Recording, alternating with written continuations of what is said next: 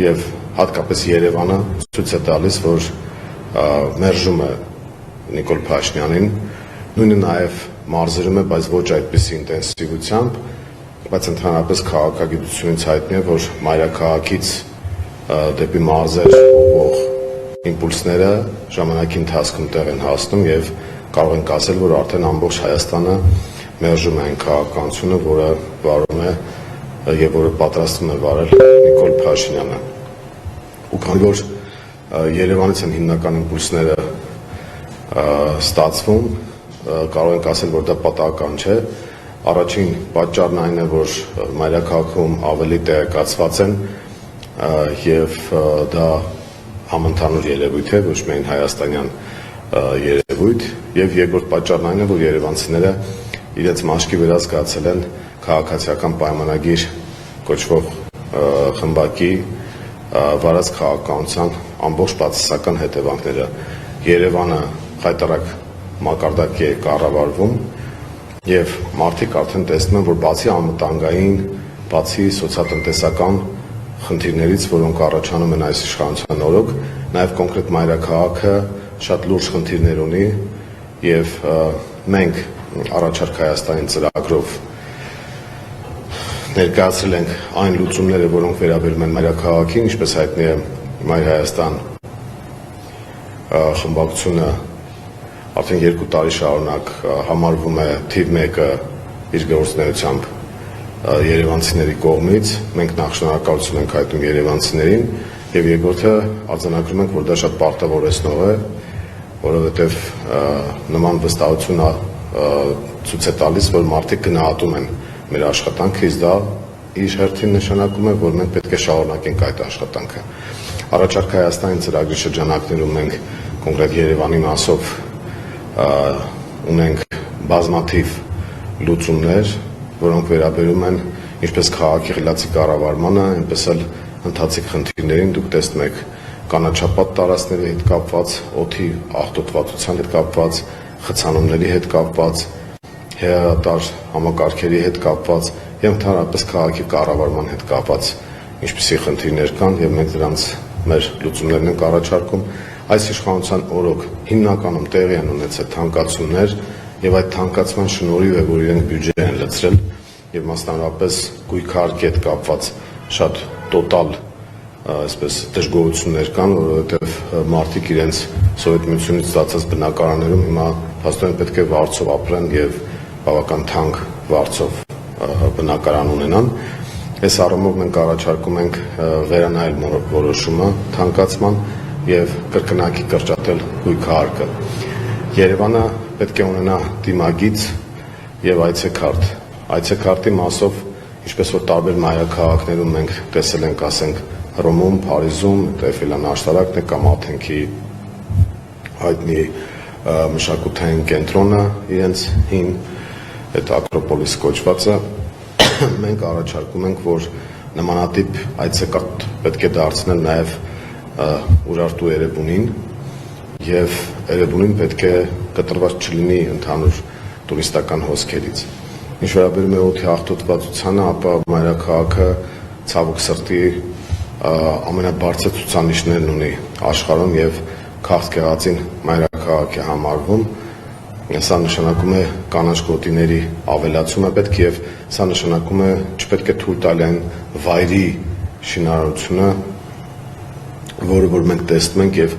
որը բերում է կանաչ տարածքների կրճատման, երբ որ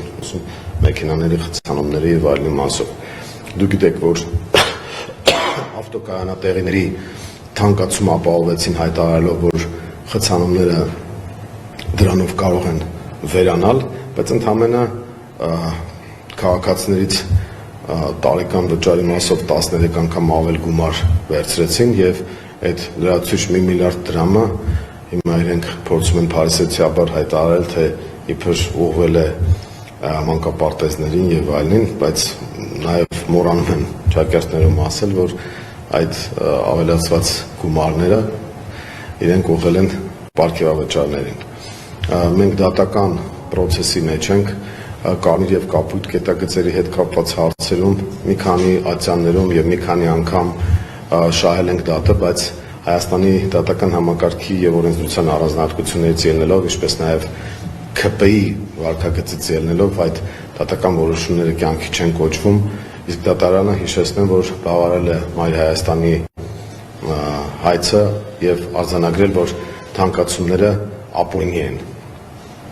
Այս առումով մենք կարծում ենք, որ համապետական մակարդակով իշխանափոխությունը հանգեցնելու է նաեւ եւ պետք է հանգեցնի անպայման Երևանում իշխանափոխության, որովհետեւ Երևանի իշխանությունը լեգիտիմ չէ, ինքը ստացել է մայրաքաղաքի ընտրական իրավունք ունեցողների 9%-ի քվեն, իսկ ընտրական մասնակիցների 30-ից մի փոքր ավել տոկոս է ստացել եւ հետագայում քաղաքական կոռուպցիայի աճպարարության եւ ստվերային գործարքների արդյունքում պահել է իշխանությունը։ Այս ամենը պետք է վերանայվի, բնականաբար այդ process-ը պետք է հաջորդի համապետական մակարդակով իշխանափոխությանը։ Իշխանափոխության կարևորագույն գործոնը հանրության ակտիվ մասնակցությունն ենք համարում եւ նորից վերադառնալով մայրաքաղաքին ասեմ, որ մեր ուսումնասիրությունները եւ կանխատեսումները ցույց են տալիս, որ Երևանում մոտ 500,000 մարդ կմասնակցի, կամ նույնիսկ ավել, 500,000 մարդ մասնակցելու պարագայում փաստացի մենք հնարավորություն կունենանք իշխանափոխությունը շատ ավելի հզոր ձևով իրականացնել, այլ ոչ թե 1-2%-ի տարբերությամբ։ Այդ առումով մենք կոչ ենք անում ոչ միայն երևանցիներին, այլ ընդհանրապես Հայաստանի քաղաքացիներին եւ ասում ենք, որ մի մնա տանը փրկիր կյանքեր։ Եթե նախկինում այդ կորոնավիրուսի ժամանակ ասում են մնա տանը փրկիր կյանքեր, ապա հիմա մենք հակառակն ենք ասում ենք դուրս արի տնից եւ փրկիր կյանքեր եւ բառից բուն իմաստով փրկիր կյանքեր, որովհետեւ սրանք պատերազմ են բերել եւ պատերազմ են բերելու նոր կորուստներ ու նոր ավերածություններ են բերելու, ու որպեսզի դա տեղի չունենա,